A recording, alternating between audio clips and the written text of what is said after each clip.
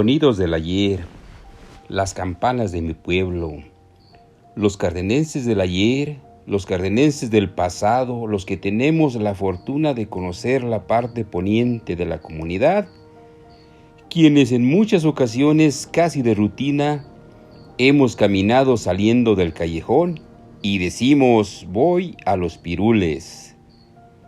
Es un camino que en vez de estar más alto que los terrenos, al contrario, está muy abajo, adecuado para recibir el agua de lluvia de los terrenos y ser un importantísimo desagüe, porque pasa a ser un arroyo natural. Los que ya tenemos más de 5 décadas, de ese lado sabemos dónde estaba la casa de don Madaleno.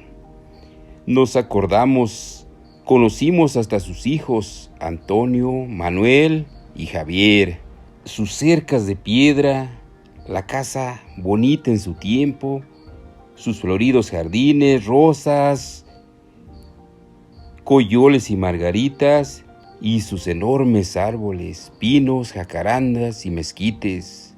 Diría Juan Gabriel, no queda nada, nada, nada, nada. Y es cierto, los cardenenses del ayer sabemos dónde está el algodonal, los cerillos, los terrenos del Quebrao, de Pancho Hernández, de los Alfaros, de Lino García, de Don León, de Cruz Cárdenas. Bueno, eran de él o él era el que los sembraba, hasta llegar a los Pirules, que es donde el narrador de Cárdenas, Alberto Flores Aboites, pone sus coordenadas. Su recorrido él lo hace directamente por los surcos, pero igual llega a lo que conocemos como el Camino Real. Nadie como el narrador describe con tanta belleza todo el entorno del camino, su vegetación, los olores de las enredaderas, de los lampotes y otros que son fragancias puras. Nos hace sentir el ruido de los insectos, de los moscos, escuchar el canto de las aves. Nadie ha descrito a Cárdenas como el narrador. Su libro El rancho de Cárdenas y mis recuerdos es para leerse con calma, analizando cada frase, cada palabra, cada renglón, una y otra vez. En este caso me refiero al título en el índice. Se refiere a Las campanas, página 207. Una bella descripción de un tiempo lejano, donde describe un árbol preferido que no se puede ya encontrar. Pero de lo que sí estoy seguro es que los que existen son hijos de aquellos que el narrador describe. Conozco el lugar que describe el narrador y agrego que la mayoría de los adultos en algún momento ayudamos a la economía familiar cuidando animales, ya sea vacas, chivas, borregas, a pie o algunos montados en sus burros, caballos, mulas y machos. Todo el camino del callejón, por los Pirules, por el Camino Real, por el Canal Alto. Unos cuidándolos bien, otros haciendo terribles daños.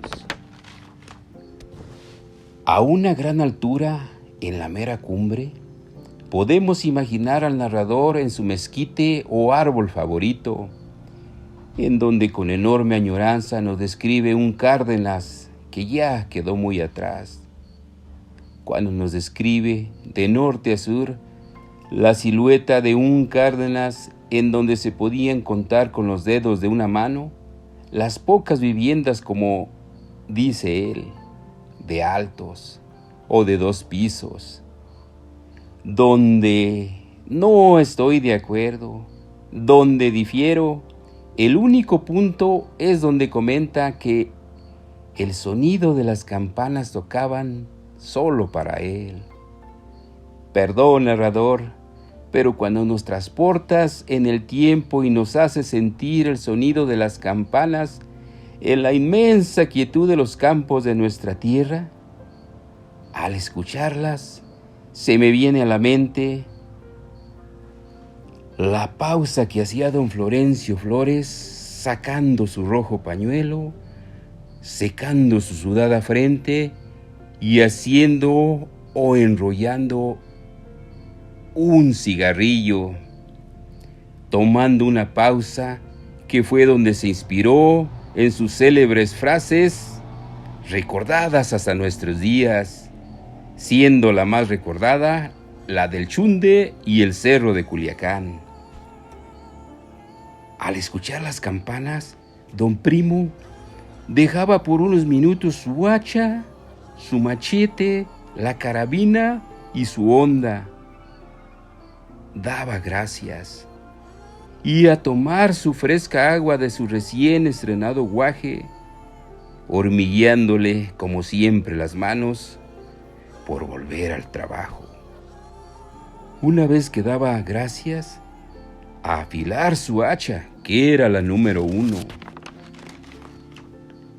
Las campanas eran pausa obligatoria para don Ramón Montes Cuéllar, que se dirigía al árbol donde había dejado su morral y comer sus ricos tacos de frijol con joconosle, que le hacía mi abuela Heriberta Soto, y como siempre, reflexionar cómo hacerle para llevar por buen camino a su hijo Dimas Montes Soto. En crucitas, a los encargados se les hacían eternos los breves minutos que los peones tomaban como un necesario y justo descanso, donde el buen panadero Macaco hacía su agosto vendiéndoles riquísimos panes. Esas campanas tuyas, narrador de Cárdenas, eran esperadas por las piadosas mujeres de nuestra antigua comunidad para tomar sus negras sevillanas o limpios rebozos para tapar sus cabezas y rezar algunas oraciones o de plano el rosario completo y pedir que sus esposos no fueran tan borrachos. Claro, primero pedían por buenas cosechas y 100 cosas más. Contra su voluntad también hacía pausa Marcial Flores, célebre por su gran carisma, por su modo alegre, pero sobre todo porque fue muy conocida su frase de «jalas o no jalas», y que es recordado por bailar con la banda en la víspera de las fiestas del 12 de diciembre y pedir un paso doble, y sobre todo porque fue el primero en comprar y estrenar unas botas de 100 pesos.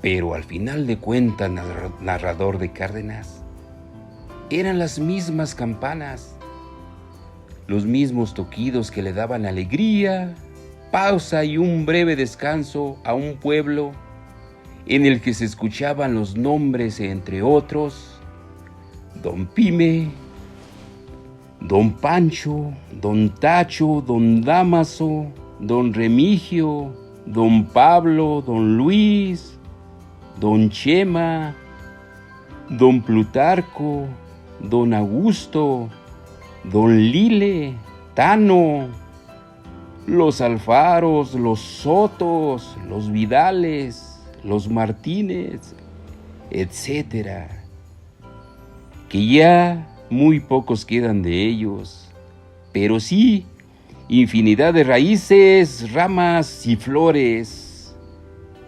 Cárdenas vive, larga vida a nuestra querida comunidad. Saludos respetuosos, narrador de Cárdenas.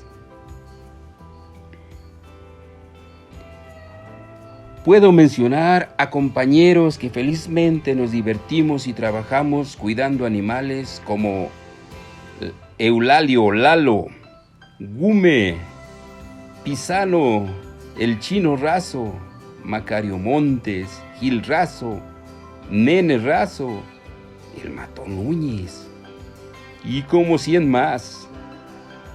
Otros les ha ido muy bien, que tal vez se molestarían por mencionarlos.